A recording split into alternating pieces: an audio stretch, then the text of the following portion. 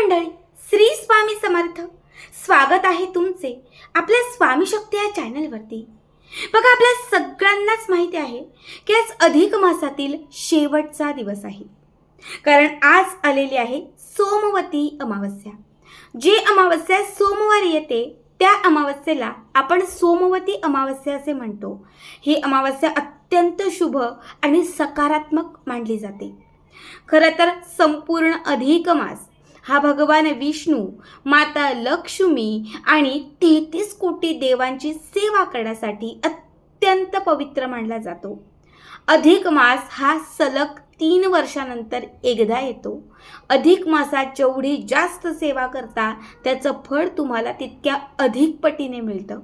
आपण खूप ठरवलं होतं, खूप इच्छा होत्या, पण जर संपूर्ण महिना आपल्याला सेवा करता आल्या नाहीत, इच्छा असूनही उपाय जमले नाहीत, तर आज शेवटचा दिवस आहे. बघा, शेवटची संधी आहे.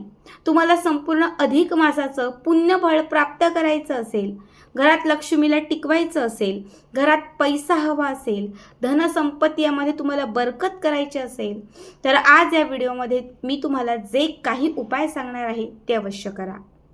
आज अमावस्येला संध्याकाळी मी तुम्हाला ज्या ठिकाणी सांगतेय त्या ठिकाणी दीपदान करायचे आहेत. या ठिकाणी जर तुम्ही दीपांचे दान केले तर तुमच्या आयुष्यात, तुमच्या घरात किंवा तुमच्या कुटुंबात असणारा अंधार हा दूर होईल. सतत येणारी गरिबी कुठेतरी कमी होत जाईल. काही शत्रुबाधा असेल, शत्रूंचा त्रास असेल, तो संपून जाईल. घरामध्ये खूप आजारपण येत असेल तर ते कुठेतरी कमी होत जाईल. बघा, आज जर तुम्ही दीपदान केलं तर तुमच्या घरात किंवा तुमच्या आयुष्यात अखंड, बघा, तुमच्या घरात किंवा तुमच्या आयुष्यात अखंड त्याचा सकारात्मक परिणाम तुम्हाला जाणवेल. अपघात असतील किंवा काही भीती वाटत असेल, एखादं मोठं संकट येणार असेल तर ते सुद्धा टळेल. सगळ्यात पहिला उपाय तुम्हाला आपल्या घरातच करायचा आहे. बघा, 33 महिन्यांनी येणाऱ्या अधिक मासामध्ये 33 या संख्येला विशेष महत्त्व दिलं जातं. तुम्ही बघितलं असेल तर वाण देतात ते सुद्धा 33च्या संख्येने देतात. बताशे वाटले जातात ते 33च्या संख्येने वाटले जातात. दीपदान केले जातात ते सुद्धा 33च्या संख्येने केले जातात. आज तुम्हाला काय करायचं आहे, गव्हाच्या पिठाचे किंवा तांदळाच्या पिठाचे म्हणजे कणकेचे 33 दिवे तुम्हाला बनवायचे आहेत. छान 33 दिवे बनवा. 33 दिव्यांमध्ये 33 वाती घाला. एक छान प्लेट घ्या. त्या प्लेटमध्ये हे 33 दिवे ठेवा. प्रत्येक दिव्यामध्ये तूप, नाही शक्य तर प्रत्येक दिव्यामध्ये तेल घाला. दिवे प्रज्वलित करा. सगळ्यात पहिले 33च्या 33 दिवे तुम्हाला तुमच्या देवघराच्या समोर एखादा छोटा किंवा मोठा पाट ठेवून त्या पाटाखाली रांगोळी काढून, बघा, रांगोळी काढायची किंवा एक चौरस काढायचा, त्याच्यावरती पाट ठेवायचे, कापड ठेवायचं आणि मग त्याच्यावरती हा 33 म्हणजे हे जे 33 दिवे आहेत ते ठेवायचे. 33ही दिव्यांना हळदी, कुंकू, अक्षदा आणि फुलं अर्पण करायचे आहेत. ठीक आहे.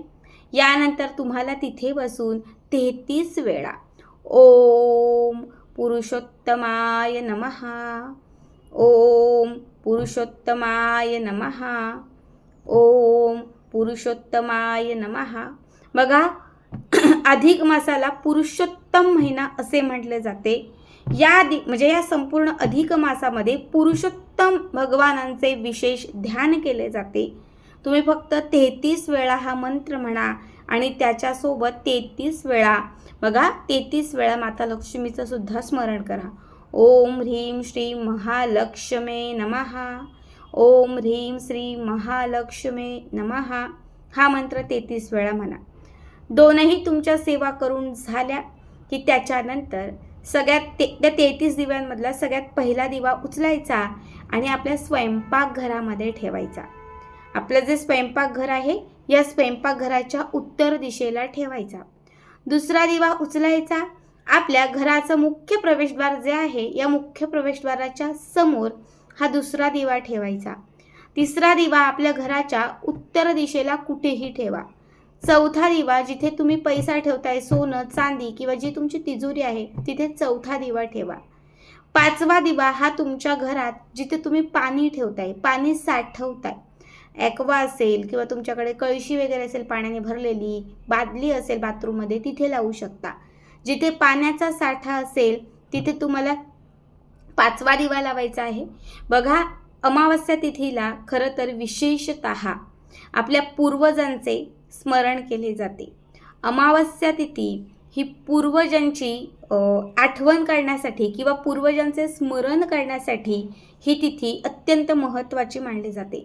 ज्याला पितृदोष आहे त्या पितृदोषातून निवारण करण्यासाठी अमावस्येला तुम्ही म्हणजे प्रत्येक अमावस्येला तुम्ही पाण्याच्या ठिकाणी जर दीपदान केलं तर तुमचा पितृदोष जो आहे हा कुठेतरी कमी होत जातो, पितरांच्या ऋणांतून मुक्तता मिळते.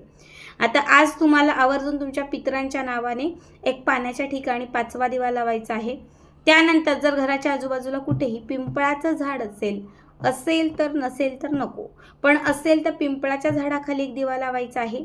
त्यानंतर पुढचा दिवा उचलायचा आहे आणि तुळशीच्या समोर तुम्हाला ठेवायचा आहे, जिथे तुळशीचं वृंदावन आहे तिथे. आजूबाजूला कुठेही बेलाचं झाड असेल, बऱ्याच लोकांकडे असेल, बऱ्याच लोकांकडे नसेल. जर तुमच्याकडे असेल तर तिथून एक दिवा उचलायचा आहे आणि बेलाच्या झाडाखाली तुम्हाला लावायचा आहे. आणि आता जे राहिलेले दिवे आहेत ते तुम्हाला देवघराच्याच समोर ठेवायचे आहेत. बघा, जर आज संध्याकाळी 33 दिव्यांचं दीपदान तुम्ही देवघरात केलं आणि सांगितलेल्या ठिकाणी जर तुम्ही तेच दिवे उचलून जर ठेवले तर तुम्हाला संपूर्ण अधिक मासात जे काही दानाचं धर्माचं पुण्य आहे ते तुम्हाला या एकाच दिवसात आजच्याच दिवसात तुम्हाला प्राप्त होईल. आता हे दिवे तुम्हाला रात्रभर तिथे पेटते ठेवायचे आहेत. बायचान्स एखादा विजला तर विजू द्या, पण शक्य तेवढा वेळ ते पेटते ठेवा. तुम्ही जागे आहात तोपर्यंत त्याच्यामध्ये तेल घाला. दिवे विजले, सकाळी तुम्ही उठलात, आंघोळ वगैरे झाली, सगळं आवरलं, सगळे 33 दिवे उचलायचे आहेत आणि कुठेही जिथे गोमाता असेल किंवा गोशाळा असेल तिथे जायचं आहे.